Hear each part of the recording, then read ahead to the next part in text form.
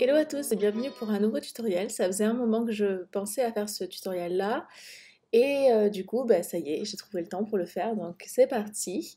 Aujourd'hui on va apprendre à faire un filtre pour changer la couleur des yeux.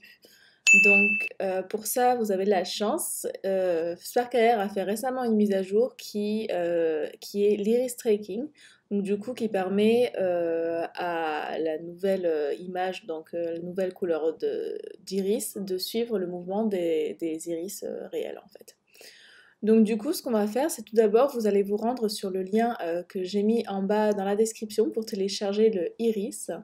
C'est la base sur laquelle on va travailler aujourd'hui pour du coup changer la couleur des yeux.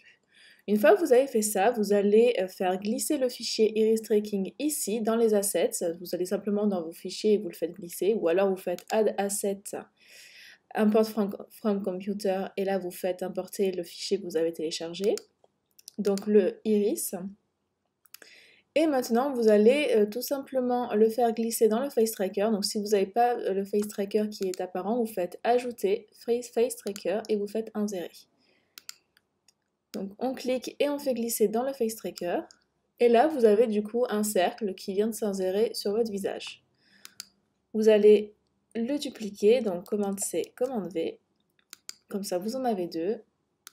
Et pour plus de facilité, on va les renommer. Donc iris gauche et iris droite.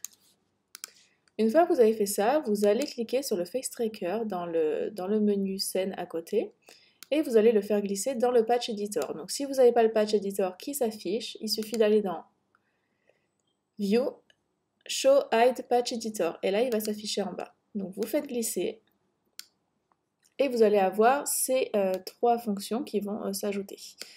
Ceci va vous permettre du coup de traquer, donc de suivre le mouvement du visage. Alors je suis désolée, j'ai la lumière dans le visage. On va vous permettre de suivre les mouvements du visage. Donc là, vous voyez quand je bouge, du coup l'iris suit mes mouvements du visage parce qu'elle est dans le Face Tracker. Ici, on veut du coup que l'iris, elle soit identifiée donc au niveau des yeux. Donc pour ça, on va faire double-clic et on va taper Eyeball. Donc Eyeball, c'est l'œil. On ajoute, on relie le Face Tracker Face à la Face. Et ici, donc on va cliquer sur Iris gauche et on va cliquer sur les clés Position et Rotation. Pour les connecter, donc Left Iris Position, on le met à la gauche. Et ensuite, Left Eyeball Rotation, on va le mettre là. Hop, et là vous avez du coup l'iris qui suit le mouvement du visage. On va faire la même chose pour l'iris droite. Position sur du coup Right Iris Position, donc right étant la droite et la rotation ici. Bon là bien évidemment ça ne ressemble à rien parce que l'iris est bien trop grande, mais ce n'est pas un souci puisqu'on peut tout simplement la réduire. Donc on va mettre par exemple 0,7.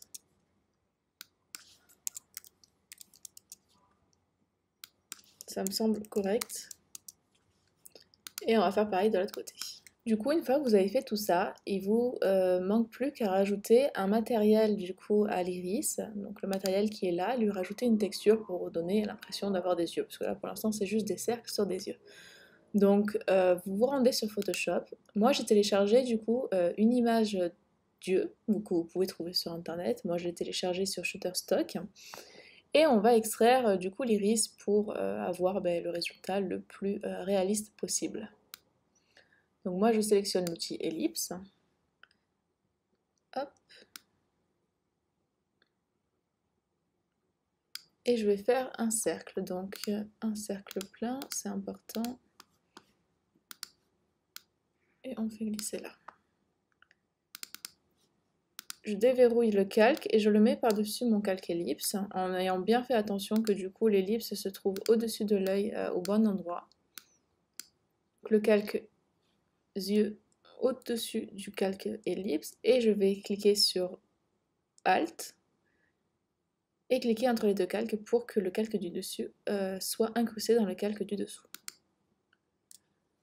Donc là, comme vous pouvez le voir, l'œil est bien trop grand, trop petit par rapport au cercle. Donc on va agrandir. Voilà. Et ici, moi, je vais dupliquer le calque. Donc cliquer, glisser jusqu'à l'icône du plus. Édition, transformation, symétrie, axe vertical. Puisque comme vous pouvez le voir, du coup, l'œil il est un peu coupé là-haut, donc du coup on veut avoir la même homogénéité au niveau de l'iris, et du coup là je vais simplement ajouter un calque de fusion. Prendre un pinceau avec du coup une dureté à 0, avec une couleur noire, et je vais gommer. Et là on ne voit plus l'extérieur, donc là moi je veux pas avoir la lumière là, mais plutôt là-haut. Donc voilà.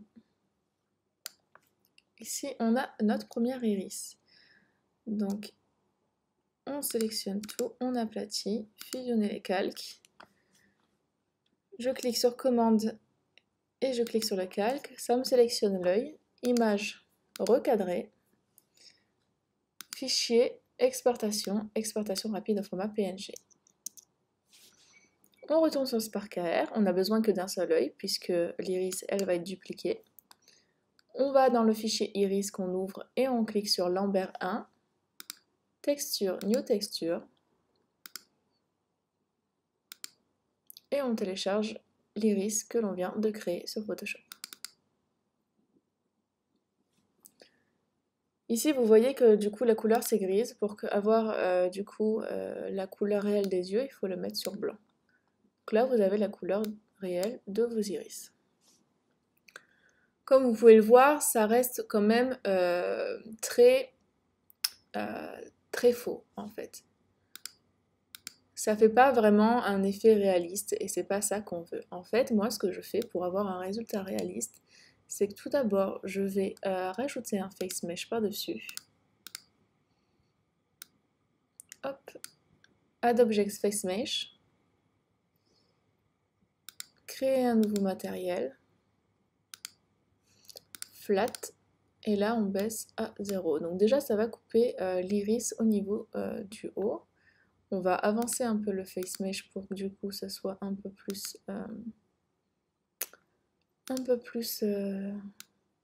réaliste.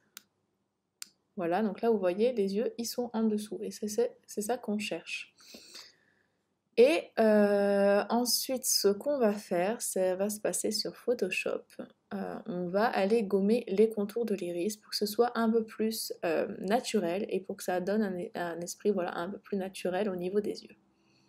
Donc une fois sur Photoshop, vous reprenez du coup l'outil pinceau, vous mettez sur noir. Sur l'iris, donc vous avez ouvert le fichier PNG, vous cliquez sur le calque et vous cliquez sur du coup le masque de fusion. Ici, votre pinceau il est sur une dureté 0 et on va tout simplement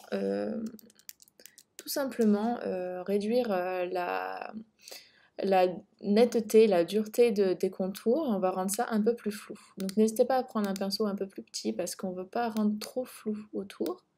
On veut juste pas avoir cette netteté autour des contours parce que ça fait beaucoup trop irréel, on va dire.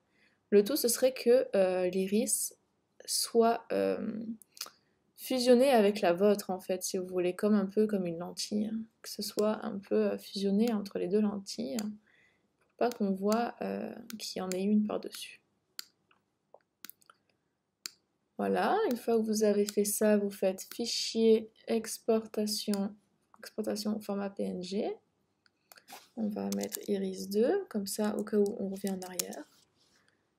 On retourne sur Spark AR, sur le fichier du matériel, New Texture, et là on met l'iris numéro 2. Et là vous voyez déjà que c'est un peu mieux, mais on peut mieux faire. Moi ce que j'aime bien faire, c'est que je change le mode de fusion. Après, pour rendre ça un peu plus net, il faudrait tout simplement baisser l'opacité un peu. Et là, vous avez quand même un résultat un peu plus réaliste. Alors évidemment, là c'est très brut sur le logiciel, il faut toujours exporter le fichier, donc vous n'oubliez pas quand vous exportez une texture de mettre no compression, sinon elle va devenir floue sur le logiciel. Mais du coup, vous allez voir sur le portable, la couleur est toujours plus faible et du coup l'effet est beaucoup moins brut que ce que vous voyez là. Dernière chose, on va régler la capacité, augmenter la fidélité de l'iris tracking par du coup les capabilities, capacité du coup. Donc du coup pour ça, on va se rendre dans Edit Properties, Capabilities, Face Tracking et Iris Tracking. Hop, du coup c'est Accuracy Eye. Et donc là vous avez une meilleure tracation, je sais pas si on dit ça. L'iris est mieux traqué du coup et vous allez avoir un meilleur résultat. Même ne vous faites pas attention au message qu'il vous dit. Et voilà, vous avez le résultat final. C'est peut-être un peu brouillon ce que j'ai fait, donc n'hésitez pas à me poser vos questions si jamais vous bloquez quelque part. Je prendrai le temps d'y répondre, il n'y a pas de souci.